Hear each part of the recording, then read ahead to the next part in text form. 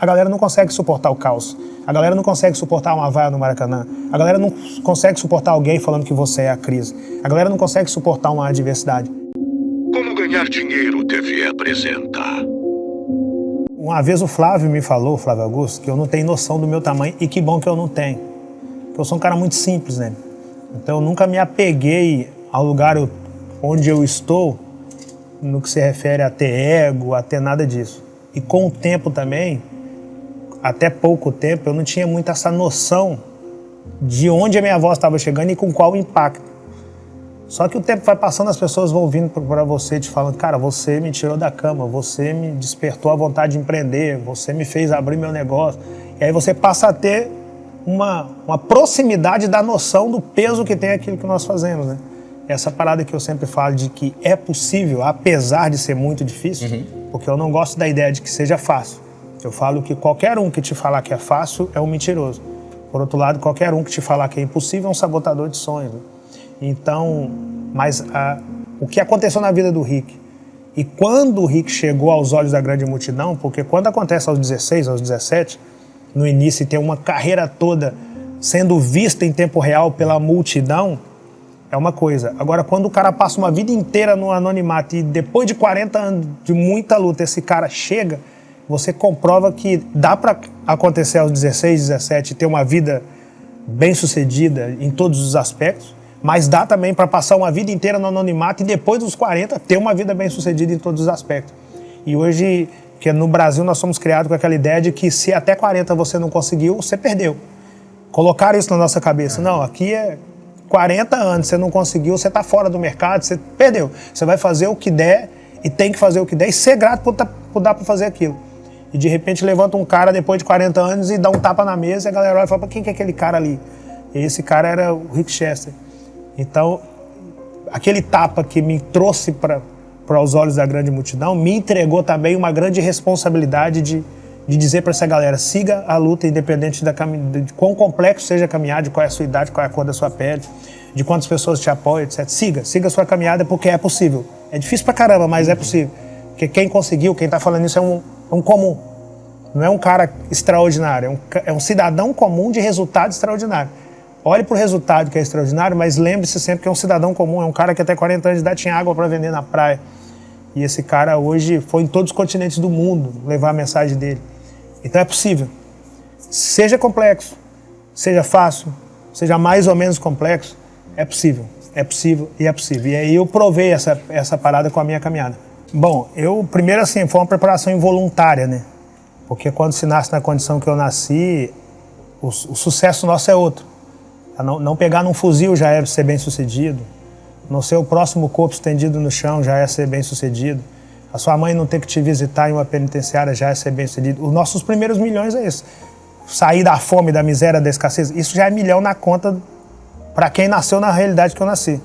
Então tem duas maneiras de ser milionário. Uma delas é propriamente tendo R$1 milhão em nota lá na sua conta. Outra é nascer na condição que eu nasci e chegar aos 40 pela porta da frente, sem ter pisado na bola comigo mesmo e ter proporcionado ao meu pai aquilo que eu não queria que a minha filha proporcionasse a mim. Então era o primeiro milhão. E eu passei muita dificuldade na vida.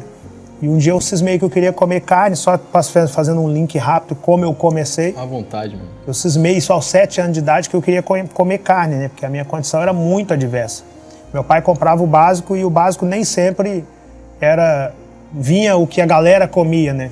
Era o básico mesmo, macarrão, feijão, arroz. A ideia era matar a fome e não satisfazer a vontade, né? Você vai comer o que tem e ser grato por ter aquilo na mesa. E aí um dia eu tive curiosidade de conhecer carne. E aí eu perguntei na escola, os meus amigos estavam falando sobre carne, o que era aquilo, eles riram de mim. E aí quando alguém ri de você, você tem duas possibilidades. Achar, cara, realmente eu sou um bobo mesmo, achando que carne é pra mim. Ou fazer daquilo uma injeção de ânimo e falar, peraí, cara, por que estão rindo de mim? Por que alguém tem acesso a algo que eu não tenho? E eu fui para a segunda opção. Fui para casa, perguntei para minha mãe o que era carne. Ela falou, carne é uma parada, me explicou o que era e falou que não fazia parte do cardápio básico de quem nasceu na realidade que eu nasci. E aí eu falei, e o que eu tenho que fazer, mãe, se eu quiser conhecer essa tal carne? Ela falou, você tem que ter dinheiro. E para ter dinheiro você tem que trabalhar. Só que você tem 7 anos de idade, ninguém vai te empregar nessa idade. Eu falei, não, mãe, então não tem problema. É só eu trabalhar que eu chego a esse tal dinheiro e eu chego a carne. Ele falou, não, se você chegar no dinheiro, você chegou o que você quiser, inclusive carne. E aí eu falei, tá, então eu vou trabalhar. E aí plantei minha primeira horta com meus irmãos, que era o que dava para fazer no lugar que eu estava. Plantar uma horta mesmo, de alface, couve, almeirão. E aí fui pra rua vender alface e consegui comer meu primeiro pedaço de carne. Só que quando eu comi meu primeiro pedaço de carne, eu tinha lembrado que na minha rua tinha um cara que tinha um quichute. Você lembra do quichute? Eu usei pois o é. quichute. E aí esse garoto tinha um quichute, eu não tinha. E aí eu percebi que se eu conseguia comprar carne, eu conseguia também comprar o quichute. Aí quando eu cheguei no quichute, eu vi que eu dava para comprar também a conga, que era acima do quichute. Eu comecei a entender que bastava eu ter um desejo e disposição para fazer qualquer coisa dentro de um viés de honestidade para alcançar aquele desejo. E eu descobri isso na venda aos 7 anos de idade. Não é que eu queria ser vendedor, eu queria comer carne. Só que quando eu consegui vender alface, couve e almeirão, o mundo me apresentou na tora a venda. E aí eu comi carne, eu calcei quichute, eu calcei a conga e aí eu descobri que a mágica era essa. Eu traço um objetivo e eu traço um planejamento para alcançar esse objetivo. E aí comecei a sonhar outras coisas, ter minha roupa própria, comprada nova, porque eu nasci numa realidade onde o meu irmão mais velho, a roupa era comprada para ele, depois a roupa passava para minha irmã, depois essa mesma roupa passava para mim, e eu tinha que cuidar dessa roupa porque eu tinha mais 2 irmãos mais novos do que eu. Então, na realidade que eu nasci, a roupa vai trocando de pessoas dentro de casa. Não se compra roupa nova para todo mundo. E aí eu falei, quero comprar as minhas. E aí eu comecei a vender. Pitangui, no lugar que eu nasci, em Minas. De lá eu mudo para Belo Horizonte. Falei, cara, numa cidade maior eu vou ter mais possibilidade. Quando eu desci na rodoviária de Belo Horizonte, eu pensei, caraca, tem gente pra caramba, vou vender verdura pra caramba nisso aqui. E aí eu percebi que dava pra fazer outras coisas em Belo Horizonte. E aí depois eu me mudo pro Rio de Janeiro pra vender bala no trem, pra vender água na praia. E aí vendendo água na praia, num dia comum, com a minha caixa de isopor. Eu sempre muito observador, falo pra caramba, né? Sempre li muito a partir de 97. Meu pai sempre me falou que o mundo se divide em quem tem e quem não tem conhecimento. Então eu li muito a partir de 97. Mas no anonimato, lutando as minhas lutas ali, sempre fazendo o que dava pra fazer. Depois que eu entendi a necessidade, eu cheguei a ler mais. Depois que você cria o hábito, você é igual jogar bola, cara. A necessidade do conhecimento, certo, você não sai mais da condição de aprendiz. Então, o dia que eu entendi a necessidade real do conhecimento, e eu vi que o meu tempo estava passando, eu falei, cara, eu tenho menos tempo para chegar. Eu vou ter que ter 10 vezes mais empenho. Aí, nessa época, eu cheguei a ler 4 livros por semana. Porque eu tinha que fazer mais. O empenho que eu tinha até naquele degrau não só me conduziria a resultado baseado naquele nível de empenho. Esforço mediano, resultado mediano. Esforço extraordinário, resultado extraordinário. Então, eu dobrei meus esforços. Para mim, era leitura. Então, tinha dia que eu ficava 6, 7 horas lendo. Na época de correr atrás de trabalho, porque eu tenho uma memória fotográfica, eu costumo dizer. Então, eu sou um cara muito de memorizar as coisas, assim. Eu sei, por exemplo, quem estava em campo na seleção de 70. Carlos Alberto, Blito, Clodoaldo, Tostão, Piazza, Pelé, Rivelino, Jesse, Jairzinho, Félix e Everaldo. Eu sei isso assim porque eu li uma vez isso. Eu não esqueci nem a ordem da foto oficial. Impressionante. Eu sempre tive essa ideia da memória fotográfica. Então, no período que eu estava lendo 4 livros por semana, foi o período que eu entendi que eu tinha menos tempo e que eu precisava ter o mesmo conhecimento que os demais. Então, tinha uma galera muito à minha frente e não adiantava reclamar que ela estava à minha frente, porque os caras tinham tido algum tipo de privilégio e eu não tinha tido esses privilégios. Eu entendi isso, falei, cara, nesse período eu preciso de esforçar mais do que esses caras para tentar alcançar o nível de conhecimento que esses caras têm. Porque se esses caras conseguem o resultado que eles conseguem com esse conhecimento, eu preciso ter esse conhecimento. Não era garantia que eu ia conseguir aquele resultado, mas se eu tivesse o mesmo conhecimento, eu me colocava em condição de igualdade para aquele jogo. Eu cheguei na praia vendendo água num dia comum, e aí eu sempre falei muito, que eu entendi em um dado momento da minha caminhada, que o relacionamento é o que você tem de mais precioso. O relacionamento proporcionou esse encontro nosso aqui. Então o relacionamento é o precioso. 20% de qualquer coisa é talento, 80% é relacionamento.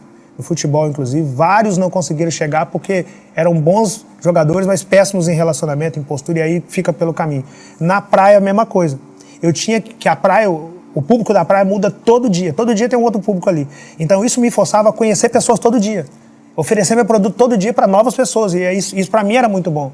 Aí um dia eu estou oferecendo um produto para um grupo de turista, e um desses turistas estava falando de crise, estava falando que o Brasil já estava numa situação que não dava mais para apostar no Brasil, que ele estava indo embora do Brasil. Eu terminei de vender água para um cara e virei para esse cara e falei que o Brasil não estava em crise. Aí ele virou para mim e falou, você pensa que você é quem, cara? Você é a crise. Olha para você vende água na praia, irmão. Você está no sub do subemprego, está querendo discutir crise comigo, aí o cara começou a me bater. E naquele momento ali, eu demonstrei a resposta dessa pergunta que você está me fazendo. Qual era o diferencial do Rick ali? O que é que a galera não consegue? Porque eu tinha muito controle emocional. Sem controle emocional, cara, você não aguenta um Maracanã lotado te vaiando. Você não volta no outro jogo. Você fala, cara, não é pra mim. Eu não mereço isso, eu não sou isso aí. Com controle emocional, você fala, é isso mesmo, cara. Se eu não quiser essa vaia, eu que melhoro no meu bastidor e volto no outro jogo, faço melhor do que isso. Mas essa vaia só vai me motivar. E eu sempre fui isso. Eu sempre usei o controle emocional ao meu favor. E por não desenvolver o controle das emoções, a galera não consegue suportar o caos. A galera não consegue suportar uma vaia no Maracanã. A galera não consegue suportar alguém falando que você é a crise. A galera não consegue suportar uma adversidade. Então eu sempre fui emocionalmente controlado. Eu desenvolvi a arte de ter a habilidade de juntar os meus cacos e voltar para a arena depois de uma queda brusca. O meu pai, apesar de ser um cara que estudou pouquíssimo, estudou a 4ª série de grupo, ele é um cara muito emocionalmente controlado. E minha mãe quase morreu num derrame cerebral em 1985. E meu pai tinha, 30 e poucos anos quando isso aconteceu. Aí no leito ali do hospital, com a minha mãe com sangue derramando na cabeça, o médico virou pro meu pai, quando ele chegou com a minha mãe no hospital e com os filhos, o médico virou pro meu pai e falou, pode chamar os filhos para ver a mãe pela última vez em vida, porque ela não vai passar dessa cirurgia. E ali meu pai chamou os filhos para fazer uma reunião com os filhos e falou, olha, nós nos comportamos como uma empresa, onde eu sou o líder, a mãe de vocês é outra líder e vocês são nossos liderados. E segundo a medicina, a mãe de vocês não vai passar dessa data. E se isso acontecer, eu, líder, vou precisar de vocês, liderados, para suportar esse momento comigo. Então, meu pai demonstrou ali, numa possibilidade de perda da esposa, que minha mãe está viva até hoje, para a honra e glória do Deus que servimos, 38 anos depois daquela cirurgia, ela está viva até hoje, mas naquele momento ali, meu pai não tinha a menor noção de qual seria o resultado daquela cirurgia, ele já demonstrou um controle emocional absurdo. Ele não chegou na frente dos filhos no desespero, no choro, nós estamos perdendo, corre lá para ver sua mãe que ela está morrendo. Nem um segundo ele fez aquilo. Meu pai é tão um espelho para mim que eu um dia perguntei para ele, pai, o que é aquilo que o senhor fez no dia do derrame cerebral da minha mãe? Ele falou, o nome daquilo é controle emocional. Alguém precisava transparecer firmeza e convicção de que dava para passar por aquele momento sem surtar. E eu, como líder, precisava ser esse alguém.